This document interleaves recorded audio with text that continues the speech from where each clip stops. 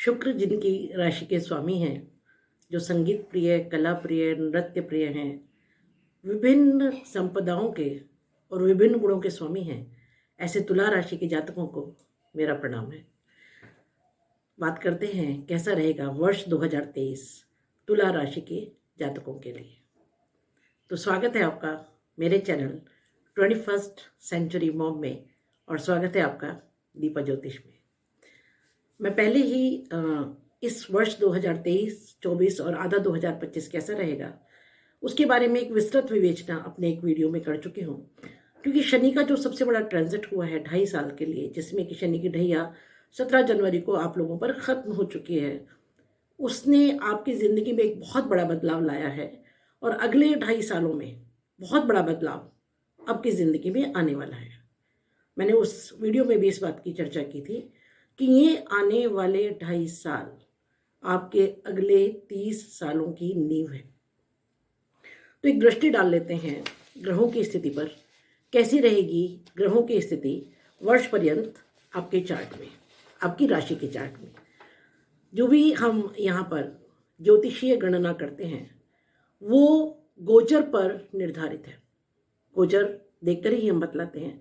अब ये गोचर लाखों करोड़ों लोगों का है, तो जो भी प्रेडिक्शंस यहाँ से की जाती हैं वो बहुत हद तक इस बात पर डिपेंड करता है कि आपका पर्सनल चार्ट कैसा है, इन ग्रहों की स्थिति आपके पर्सनल चार्ट में कैसी है, आपकी दशा महादशाएं कैसी चल रही हैं।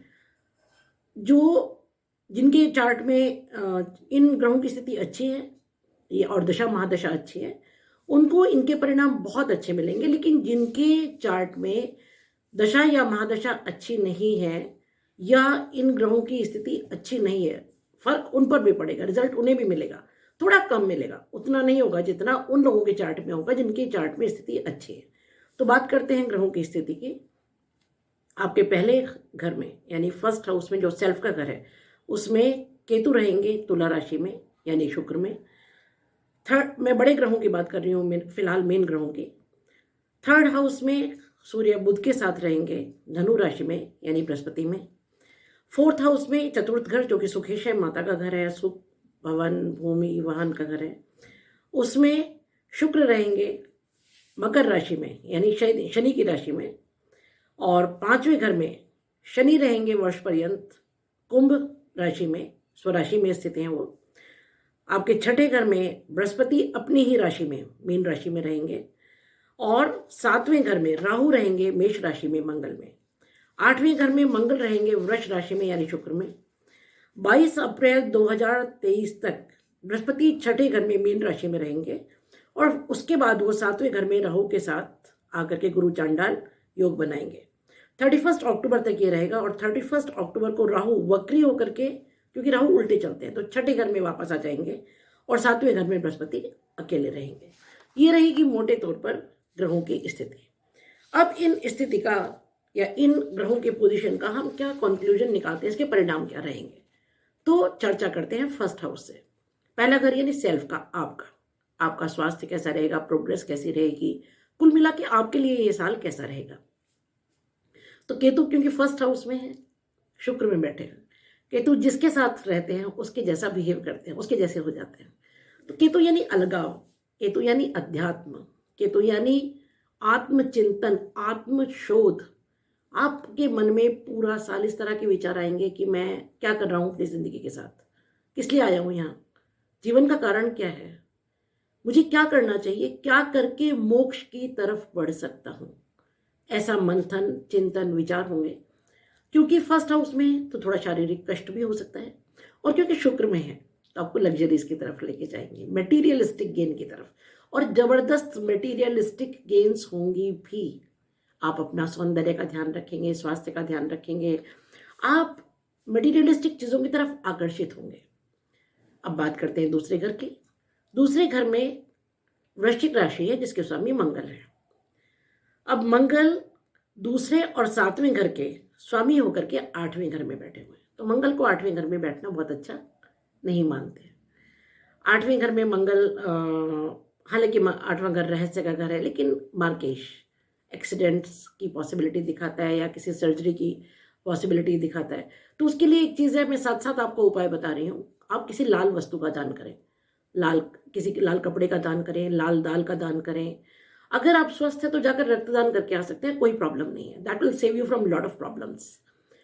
लेकिन एक बात है कि मंगल परिवार को एनर्जी देंगे, परिवार को, पूरा परिवार आगे बढ़ेगा बहुत हाई स्पीड से।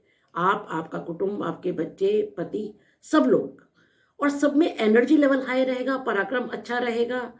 और सिर्फ इतना ही नहीं है, शारीरिक दृष्टि से सब उन्नति की ओर जाएंगे। अब बात करते हैं तीसरे घर की, जहां पर सूर्य के साथ बुध विराजमान है।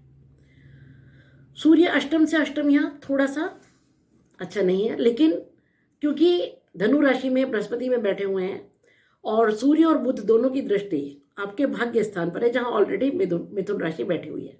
तो पराक्रम की दृष्टि जब भाग्य पर होगी तो क्या होगा? मेहनत से भाग्योदय। तो भाग्योदय तो आपका निश्चित है इस साल में, लेकिन मेहनत के बिना नहीं होगा, क्योंकि सूर्य और बुध दोनों की दृष्टि, सूर्य यानी तेज, सूर्य यानी ईगो, सूर्य यानी जबरदस्त वाला, एक तो सूर्य और ऊपर से पराक्रम हाउस में बैठा हुआ है। तो आपकी बड़े लोगों से पहचान होगी, पिता के साथ संबंध अच्छे होंगे, और ये आपको बेहद उतना तेज पूर्ण उन्नति कराएगा जिसकी आपने कल्पना नहीं की होगी। अब आते हैं चौथे घर पर, जो माता का घर है, भूमि भवन वाहन का घर है। यह शुक्र बैठे, तो वल्ले वल्ले। शुक्र जब चौथे घर में होते हैं तो आप डेफिनेटली या तो कोई नई भूमि खरीदेंगे, नया भवन खरीदेंगे, या कोई वाहन खरीदेंगे।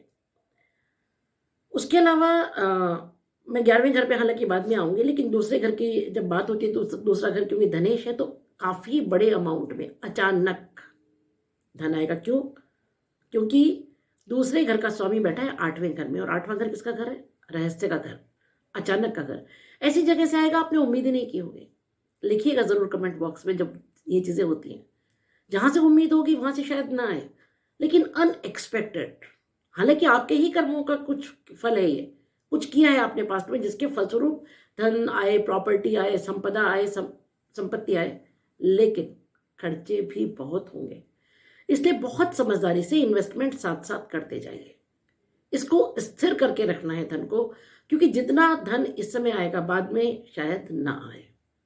इसलिए ये जो मोटा धन आएगा, इसलिए इसको बहुत बहुत बुद्धि से, शांति से प्रॉपर मैनेजमेंट करना है, वो आपके हाथ में। अब चौथे घर का स्वामी यानी मकर राशि का स्वामी शनि और बैठा है 5वें घर में। तो 5वां घर यानी संतान का घर, विद्या का घर, बुद्धि का घर, यात्राओं का घर। आपको बहुत जबरदस्त प्रोग्रेस नौकरी में देगा। लड़कियों के केस में बृहस्पति को क्योंकि विवाह का कारक मानते हैं, और बृहस्पति के घर में ये बैठा हुआ है 5वें घर में, तो विवाह निश्चित रूप से उन लड़कियों का होगा जिनका विवाह नहीं हुआ, इनफैक्ट बॉयज के लिए भी। उसके अलावा अगर आप हायर एजुकेशन के लिए बाहर जाना चाहते हैं अब्रॉड या कहीं, उसकी पूरी पॉसिबिलिटी है। आप जबरदस्त राइज करेंगे अपने टेक्निकल फील्ड में, एजुकेशन की फील्ड में। इनफैक्ट आपको जो कम्युनिकेशन स्किल्स हैं उनसे जबरदस्त फायदा होगा। उसका कारण ये है कि बुध आपके तीसरे घर में, बुध यानी कम्युनिकेशन, और दृष्टि भाग्य पर, तो कम्युनिकेशन से भाग्योदय, वाणी से भाग्योदय।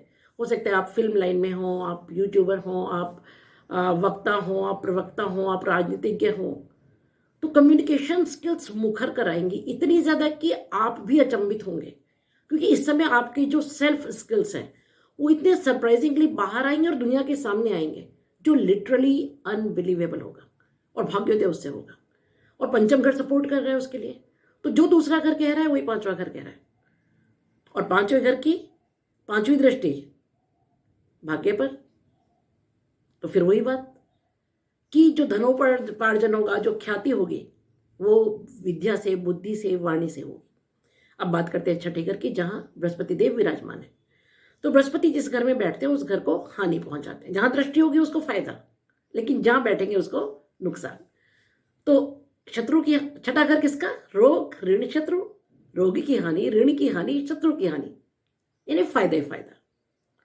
इस समय में काफी सारे जो आपके छुपे हुए शत्रु हैं वो भी उजागर होंगे, और कुल मिलाकर के ये समय आपके लिए अच्छा होगा। कुछ लोग छठे भाव में जुपिटर को होना अच्छा नहीं मानते हैं, मगर मेरी सोच वैसी नहीं है। ये इनफैक्ट आपको कोर्ट से छुटकारा दिलाएगा, क्योंकि बृहस्पति की जो दृष्टि है वो 12वें घर पर है, तो आपको बाहर लेकर के जाएंगे। कोर्ट का कोई पुराना विवाद चल रहा है उससे मुक्ति मिलेगी, बंधन से मुक्त कराएंगे, कोई केस चल रहा है उसमें आपकी विजय होगी, कोई संपत्ति का विवाद चल रहा है उसमें विजय होगी। अब बात करते हैं 7वें घर की, जहाँ राहु विराजमान है मंगल की राशि में, मेष राशि में। ये थोड़ा अच्छा नहीं मानते हैं। राहु 7th हाउस में उथल पुथल थोड़ी मचाते हैं। 7th हाउस यानी कि आपके लाइफ पार्टनर का घर, आपके मित्रों का घर, आपके बिजनेस पार्टनर्स का घर। लेकिन राहु एम्बिशन देते हैं, राहु उछाल देते हैं, राहु अचानक देते हैं। तो इस समय राहु की इस स्थिति को कंट्रोल करना बहुत हद तक आपके हाथ में होगा। खासतौर से जब राहु के साथ जुपिटर आ जाएंगे 22 अप्रैल से, तब गुरु चांडाल योग बनेगा, तो स्थिति थोड़ी सी अच्छी नहीं है। आपको झूठा वहम, झूठा शक, बिना बात मतभेद, इनफैक्ट जो लोग डिवोर्स के लिए अप्लाई कर रहे हैं और जेन्युइनली चाहते हैं उनके डिवोर्सेस हो जाएंगे, और डिवोर्स के बाद जो रीमैरिज चाहते हैं उनकी रीमैरिज भी होगी इस समय में। लेकिन जो आपके पति पत्नी के संबंध हैं या जो आपके पार्टनर्स हैं उनके साथ एक होगा कुछ भी नहीं, जड़ में कुछ नहीं निकलेगा और आपको वहम हो जाएगा। तो इस समय थोड़ा संभालना आपको है। उसके बाद जब राहु वक्री होकर वापस 6ठे घर में आ जाएंगे 31 अक्टूबर से, तब स्थितियां वापस अच्छी हो जाएंगी और आपकी मैरिड लाइफ फिर से बहुत अच्छी हो जाएगी। आपको लगेगा अरे फालतू में क्यों अपने दोस्तों के साथ, पत्नी के साथ, पति के साथ क्यों झगड़े थे। तो उस समय अपने आप को संभालना काफ़ी हद तक आपके हाथ में। देखिए, ज्योतिष क्या है? रेमेडियल साइंस है। आपको ये बातें पहले इसीलिए बताई जाती है कि जो अच्छी चीज़ें हैं उनमें थोड़ी मेहनत करके वृद्धि कीजिए, और जो बुरी चीज़ें हैं उन्हें अवॉइड करके अपना नुकसान बचाइए। तो ये पहले से इसीलिए बताया जा रहा है कि ये परिस्थितियां अगर आ सकती है तो इनसे बचिए। 8वें घर में मंगल, जैसे कि मैंने आपको बताया कि थोड़ा सा एक्सीडेंट्स की संभावना बढ़ती है, तो व्हीकल चलाते समय थोड़ा सा ध्यान रखें। लेकिन यही मंगल आपको अचानक धन लाभ भी कराएगा, वो मैंने आपको बताया है। 9वें घर में मिथुन राशि है, बुध भाग्य के स्वामी होकर के 3रे घर में पराक्रम में बैठे हुए, तो ट्रेवल्स बहुत लंबी होंगी। और क्योंकि सूर्य की दृष्टि है तो थोड़ा सा आपको अपने विजय पर, अपने क्योंकि अचीवमेंट्स बहुत होंगे, थोड़ा अहंकार हो जाएगा, उससे बचिएगा। अब बात करते हैं 10वें घर की, जहाँ पर कर्क राशि और चंद्रमा उसके स्वामी, तो चंद्रमा चलायमान है और पूरे साल वो चलायमान रहेंगे। थोड़ी सी खराब स्थिति तब आएगी जब चंद्रमा के साथ राहु होंगे कुछ समय के लिए, और केतु के साथ जब एक बार सूर्य होंगे और राहु के साथ जब एक बार सूर्य होंगे, वो स्थितियाँ थोड़ी सी अच्छी नहीं होंगी। उस समय आपको ध्यान रखना पड़ेगा। वो आपके मंथली राशिफल में मैं आपको डेट्स बताऊंगी कि कब कब आपको क्या क्या ख्याल रखना है। अब बात आती है 11वें घर की, तो वहाँ सिंह राशि और सूर्य उसके स्वामी है। तो सूर्य लाभेश के स्वामी होकर के पराक्रमेश में बैठे, यानी पराक्रम से लाभ। देखिए, एक हॉरोस्कोप में एक ही चीज़ आपको बार बार हर तरह आप कहीं से भी कैलकुलेट कीजिए, उतना ही वही कैलकुलेशंस, वही रिजल्ट्स आएंगे। तो पराक्रम से लाभ होगा, पिता से लाभ होगा, संपत्ति से लाभ होगा और राज्य से लाभ। अगर आप गवर्नमेंट जॉब के लिए अप्लाई कर रहे हैं, रिजल्ट्स आएंगे, पक्का आपको नौकरी मिलेगी। हाँ, थोड़ा डिले हो सकता है रिजल्ट्स आने में, लेकिन डेफिनेटली आप गवर्नमेंट से रिलेटेड जो भी काम कर रहे हैं उसमें आपको डेफिनेटली फायदा होगा। 12वीं घर की बात करते हैं, उसमें कन्या राशि जिसके स्वामी बुध हैं, और बुध आपके बैठे हुए हैं 3रे घर में, यानी पराक्रम भाव में। अब बुध क्योंकि भाग्य के स्वामी होकर के बैठे हुए हैं 9वें घर के, तो आपको विदेश यात्राएं, लंबी यात्राएं आप करेंगे। बहुत सारी यात्राएं होंगी इस साल में, बहुत सारी, और आप बहुत मौज मस्ती करने वाले हैं। और सबसे अच्छी बात यह कि इन यात्राओं से आपको लाभ भी होगा। आप हो सकता है कि कोई यात्रा सिर्फ ऐसी मौज मस्ती के लिए कर रहे हैं और वहाँ आपका कोई बिजनेस कॉन्टेक्ट आपको मिल गया, या वहाँ कोई ऐसा व्यक्ति से आपकी पहचान हुई जो आपको जॉब में, आपकी प्रोग्रेस में हेल्प करें। तो कुल मिलाकर के ये साल आपके लिए बहुत अच्छा रहेगा। थोड़ा सा कुछ चीज़ों का आपको ख्याल रखना होगा, और वो ये है कि कुछ चीज़ों का थोड़ा सा ख्याल रखें। वर्ष पर्यंत कुत्ते को रोटी दे अगर हो सके तो।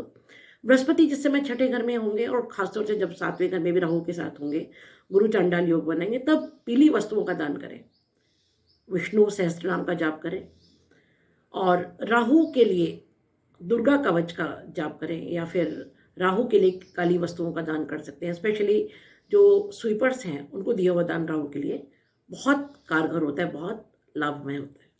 ये पूरा वर्ष आपके लिए बहुत शुभ हो, बहुत मंगलमय हो। आप बहुत प्रसन्न रहें, मस्त रहें। मेरी सारी शुभकामनाएं आप लोगों के साथ हैं।